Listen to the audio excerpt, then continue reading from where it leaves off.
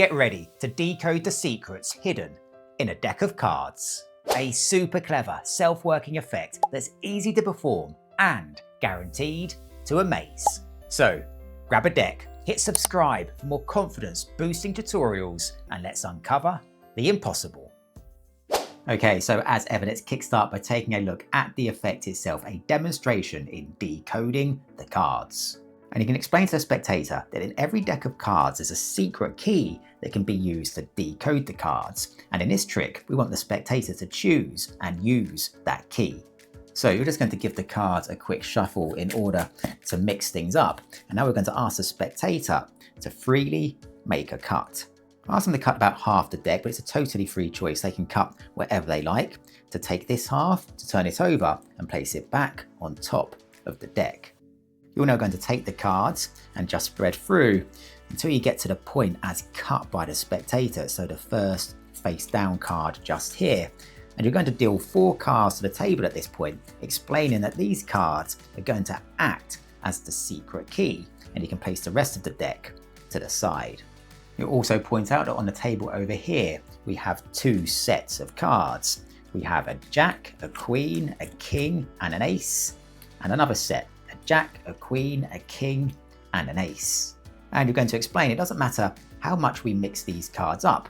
If we use the secret key, we'll always be able to detangle them so that every card will be able to find its matching pair.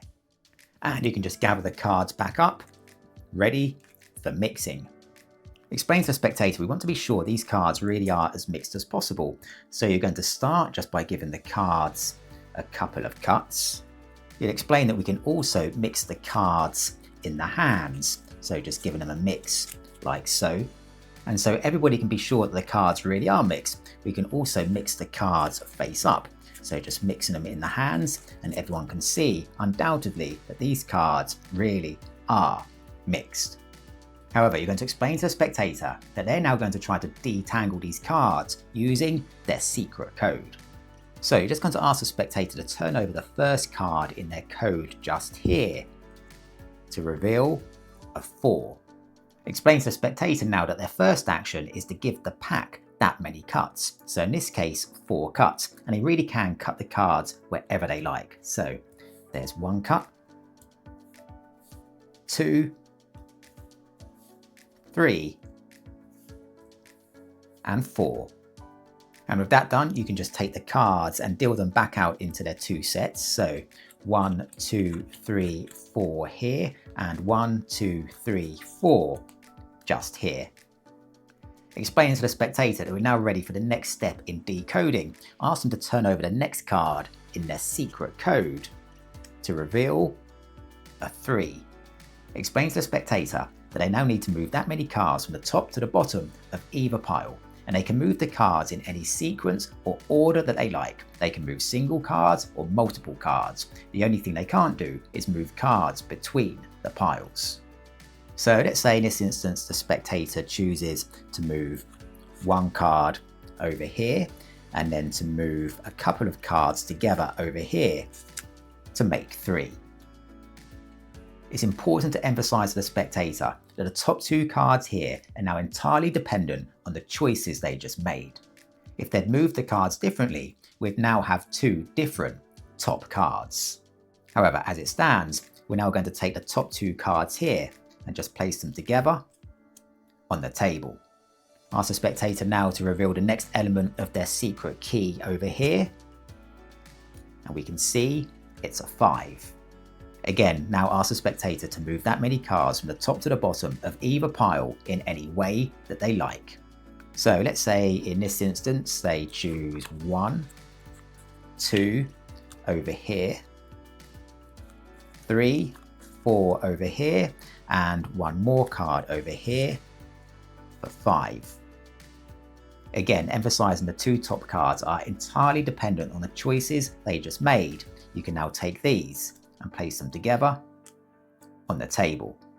This now leaves one final element of the secret key over here, which you can ask the spectator to reveal. And here we can see another 5. So again, asking the spectator to move 5 cards in any way that they like. Let's say they move 1, 2, 3, over here, and 4, 5 over here. And as usual, you'll now take the top 2 cards and just place these together on the table, and the final 2 cards, placing these together on the table. Reminding the spectator that from a deck of cards they freely selected a secret key. 2 sets of cards were then thoroughly mixed, and they then used their secret key, making 3 choices along the way in order to sort and deal the cards. There's no way that you could know what decisions they'd make, but now it's time to take a look at the results.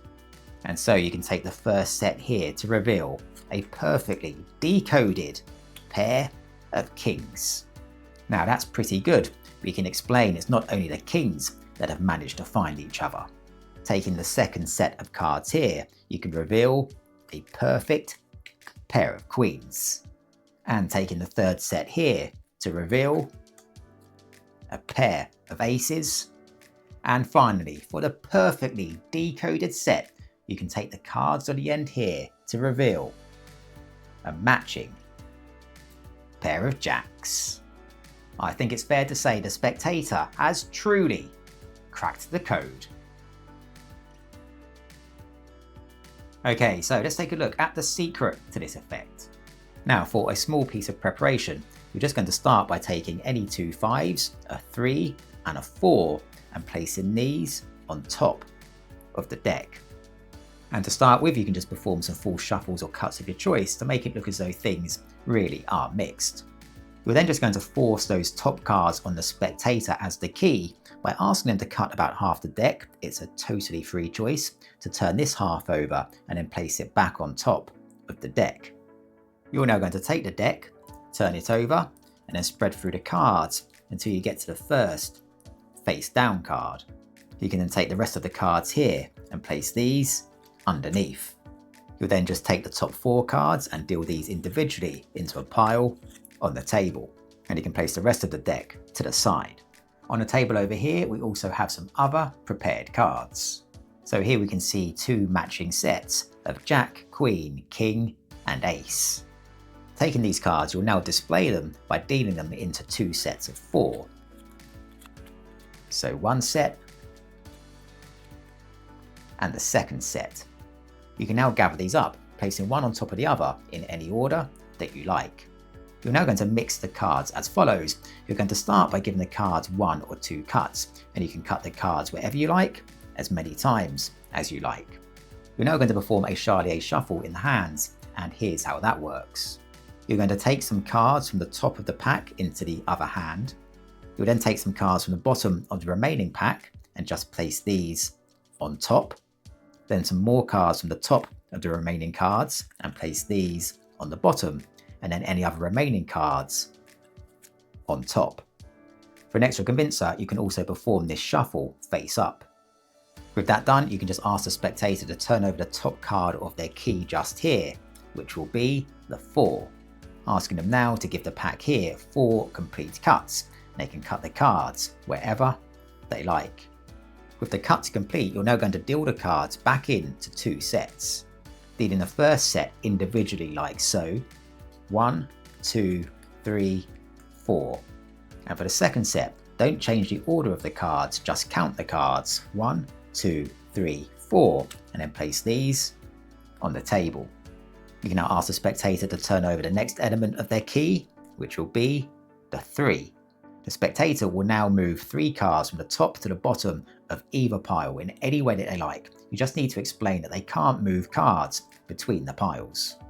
With that complete, you can just take the 2 top cards and place these together on the table. The spectator will now reveal the next element in their key, which is the 5. And again, they'll freely move 5 cards from the top to the bottom of either pile. Again, now take the top cards and place them together on the table. Now revealing the final element of their key, it is of course another 5. So moving 5 cards in any way that they like. Take the top 2 cards, place them together, and then the same with the final pair. All that's left to do now is to uncover the results. Turn over each pair of cards, and despite all of the mixing, you will always reveal an incredible 4 perfect matches. And there you have it. Every new trick you master is a reminder that belief plus effort leads to achievement. Apply that mindset beyond magic and watch it transform your goals into reality. Thanks for watching, and until next time, keep the magic alive.